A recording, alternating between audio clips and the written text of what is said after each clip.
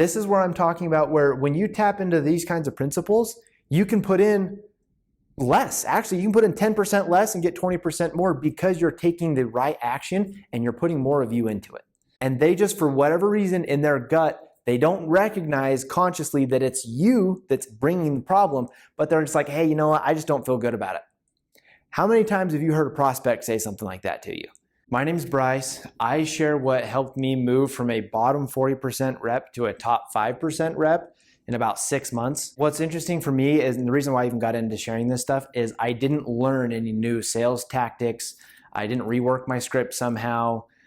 This is the kind of stuff that helped me. So today what I want to talk about is something that I learned, funny enough, is just, I'm really big into breath work. And in facilitation, they talk about something where they say, you are sharing your nervous system. The reason that I want to talk about this is, as sales guys, we are the initial face and intro to the company, okay? And when I was doing sales, oftentimes you're selling to someone that is already using a solution, okay? They're already doing some version of what you're trying to get them to use you for, okay? So, and we'll put you over here. What we are trying to really do as sales guys is to say, okay, you're doing this now, and here's all the reasons that you wouldn't do it. But if our job and the ones that are really good at sales are able to show that what we offer makes your dream that you are doing in your company, the reason that you have your company, we make that dream life a little bit more real, more tangible, and we are the safer option to get you there compared to what you're doing now. The reason why I say we share our nervous system and why it's so important in this process is because if, in order for them to jump over these different hurdles, they have to feel safe. You are the guide that is walking them around these blockades or over them or whatever this analogy is apparently turning into. If you don't feel safe as you do that, they're going to feel awkward about it. And they just, for whatever reason in their gut, they don't recognize consciously that it's you that's bringing the problem, but they're just like, hey, you know what? I just don't feel good about it. How many times have you heard a prospect say something like that to you? That's why desperation pushes people away. It's not this like conscious thing. They can just feel it. And at the end of the day, the animal inside of them knows that the animal inside of you, there's just something weird.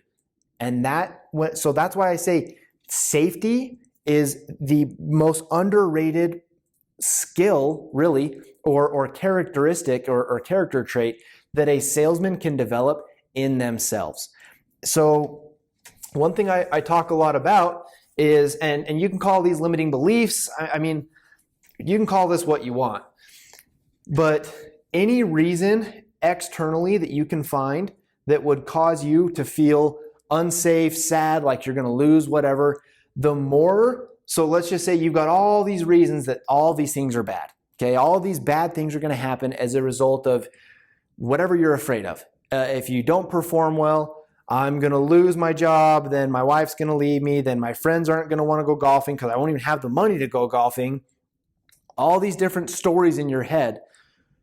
What we do, and this is the stuff that that helped me the most, like when you start to take the pressure off of these stories that you tell yourself, that creates a much stronger sense of safety in yourself.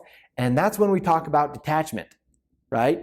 That's what everyone's always trying to talk about is what we're really trying to convey with that whole idea of, and the popular idea of detachment is presence, is saying, I'm going to commit to my process right here. I'm going to push this as far as I can. And then whatever happens on the other side of that fence, not my problem. On the other side, I might make a ton of money. On the other side, I might make no money. But if I end up here, it's not because I didn't give everything I knew how to give. And it's not because I was hedging my bet that maybe something good or bad might happen. So many of us, we never commit to the actual process because we're scared. We haven't created that sense of safety that no matter what's going on externally, I got me. I'm good. We rely so much on our reality to show us that we're okay, rather than showing our reality we're good, and then it gets reflected back to us. I hope that makes sense. There's the whole analogy in a lot of different teachings of the mirror. The only way to change what is showing back to you in the mirror is to change what you're putting in front of it. Too many of us focus on, if I'm making money, then I'm good. This is where I was for years, my whole career, until everything got so rocky and all those structures and all the proofs that I had built up around my own insecurities got taken away over the course of a couple months. That's where I learned all this stuff, and it got super rocky, and I had to learn how to cultivate and create this. And that's when I learned what would happen if a normal person whose life's not falling apart, right? And this is where I got to later, is if your life isn't falling apart, imagine the power that you can walk in to your job with, how much extra money you're going to make through kind of no extra work, essentially. Like, you're not going to have to dial and input 20% more to get 20% back. This is where I'm talking about, where when you tap into these kinds of principles, you can put in less. Actually, you can put in 10% less and get 20% more, because you're taking the right action and you're putting more of you into it.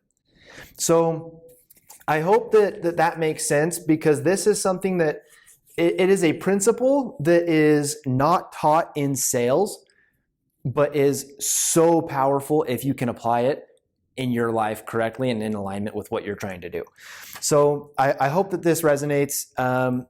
If you like this video, like the video, subscribe for more. Otherwise, I'll catch you on the next one.